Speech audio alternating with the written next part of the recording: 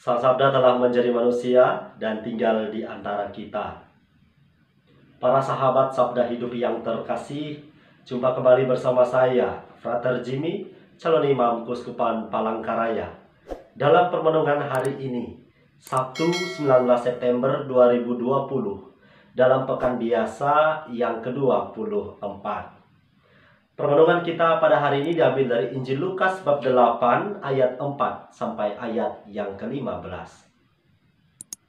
Mari kita mempersiapkan hati dan pikiran kita untuk mendengarkan dan merenungkan sabda Tuhan. Dalam nama Bapa dan Putra dan Roh Kudus. Amin. Semoga Tuhan beserta kita sekarang dan selama-lamanya. Inilah Injil Tuhan kita Yesus Kristus menurut Santo Lukas. Dimuliakanlah Tuhan. Banyak orang datang berbondong-bondong dari kota-kota sekitar kepada Yesus. Maka Yesus berkata dalam suatu perumpamaan. Adalah seorang penabur keluar menaburkan benih. Waktu ia menaburkan, sebagian benih itu jatuh di pinggir jalan, lalu diinjak-injak orang dan dimakan burung-burung di udara sampai habis. Sebagian jatuh di tanah yang berbatu-batu dan tumbuh sebentar, lalu layu karena tidak mendapat air. Sebagian lagi jatuh di tengah semak duri, sehingga terhimpit sampai mati oleh semak-semak yang tumbuh bersama-sama.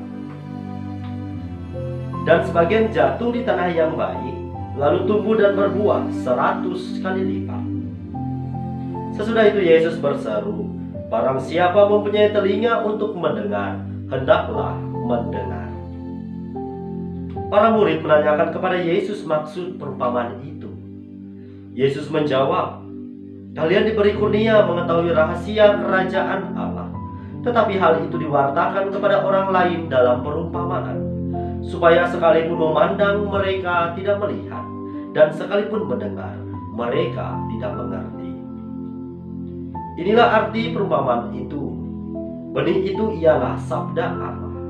Yang jatuh di pinggir jalan ialah orang yang telah mendengarnya. Kemudian datanglah iblis, lalu mengambil sabda itu dari dalam hati mereka, supaya mereka jangan percaya dan diselamatkan. Yang jatuh di tanah yang berbatu-batu ialah orang yang setelah mendengar sabda itu, menerimanya dengan gembira, tetapi mereka tidak berakal. Mereka hanya percaya sebentar saja, dan dalam masa pencobaan mereka murtad. Yang jatuh dalam semak duri ialah orang yang mendengar sabda itu, dan dalam pertumbuhan selanjutnya mereka terhimpit oleh kekhawatiran, kekayaan, dan kenikmatan hidup, sehingga tidak menghasilkan buah yang matang. Yang jatuh di tanah yang baik ialah orang yang mendengarkan sabda itu dan menyimpannya dalam hati yang baik dan menghasilkan buah dalam ketekunan. Demikianlah Injil Tuhan. Terpujilah Kristus. Para sahabat Sabda Hidup yang terkasih dimanapun Anda berada, salam sehat untuk kita semua.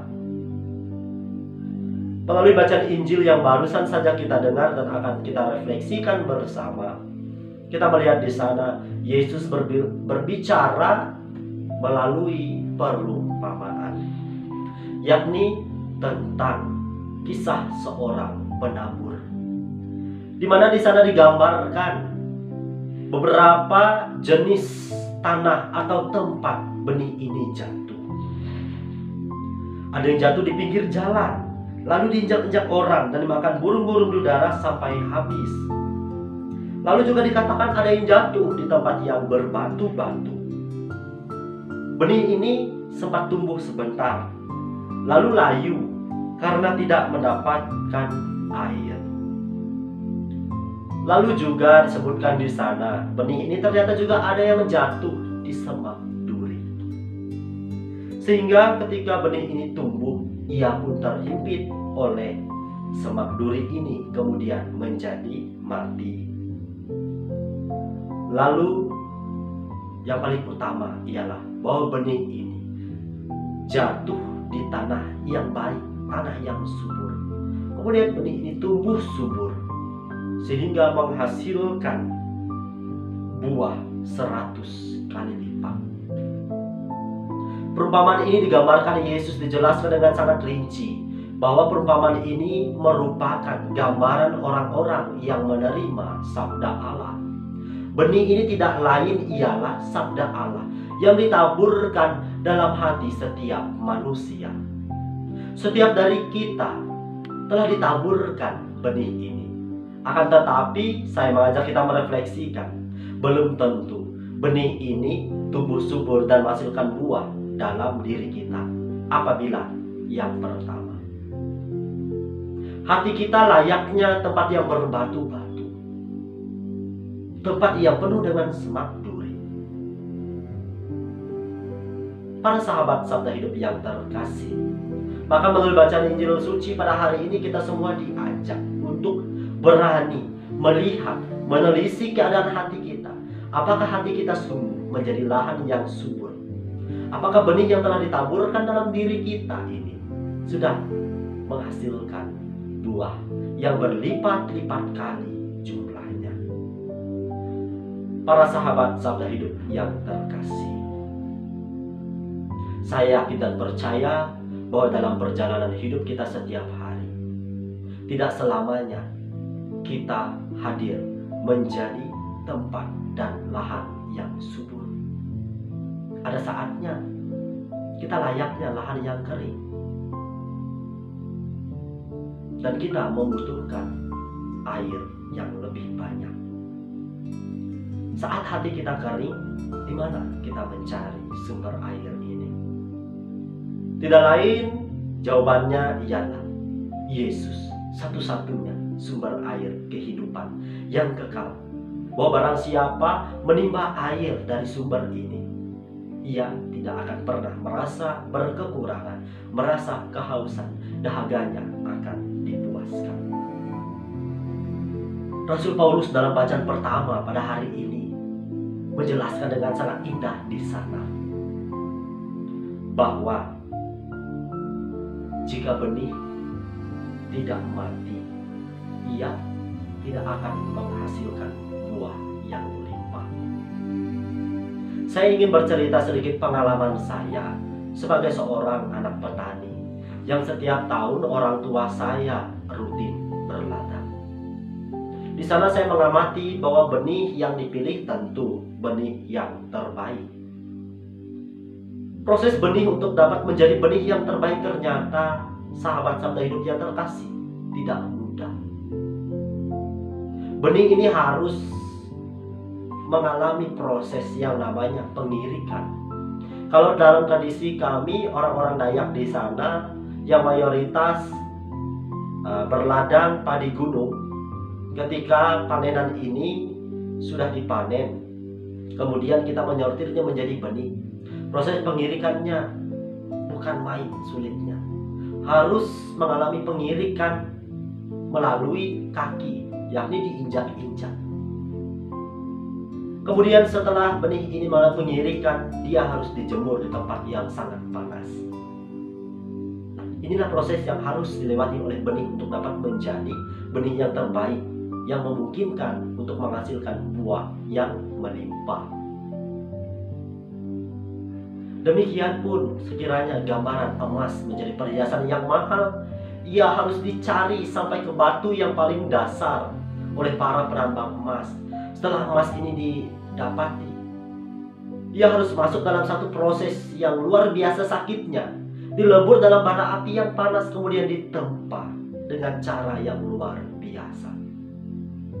Apa yang mau saya katakan? Bahwa apabila kita mau menjadi benih yang terbaik, yang akan menghasilkan buah yang melimpah, maka dibutuhkan keterbukaan diri, kesiapsediaan untuk mengalami penempaan.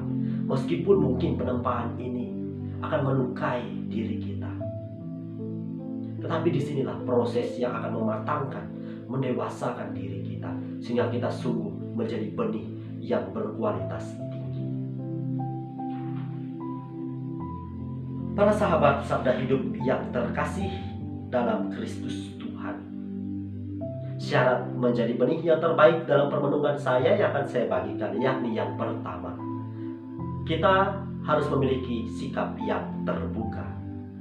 Mau menerima, nah ini syarat yang paling mendasar. Menerima sabda ini, kemudian percaya bahwa dalam penutup Injil tadi dijelaskan di sana, yang jatuh di tanah yang baik ialah orang yang mendengar sabda itu dan menyimpannya dalam hati yang baik. Kita menerima, menyimpannya, dan menghasilkan buah dalam ketekunan. Mewujudkannya dalam tindakan yang nyata. Artinya menghasilkan buah dalam ketekunan, bahwa sabda ini menjadi pedoman hidup kita yang kita kerjakan setiap hari, bukan hanya sekali tetapi setiap hari, setiap waktu, sepanjang peziaran hidup kita di dunia ini. Maka musuh yang harus kita lawan ialah rasa ketidakpercayaan, rasa malas, dan tidak mau berjuang serta berkorban.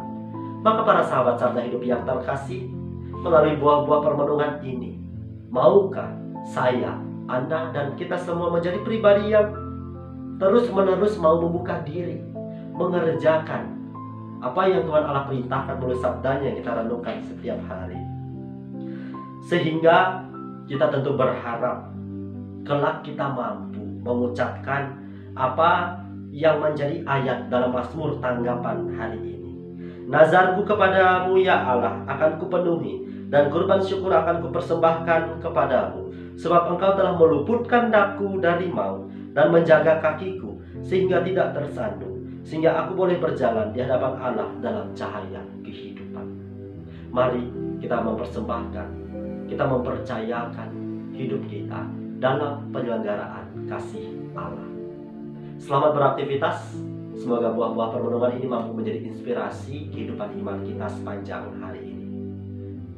Semoga Allah yang Maha Kuasa memberkati kita, melindungi kita terhadap dosa, dan menghantar kita ke hidup yang kekal.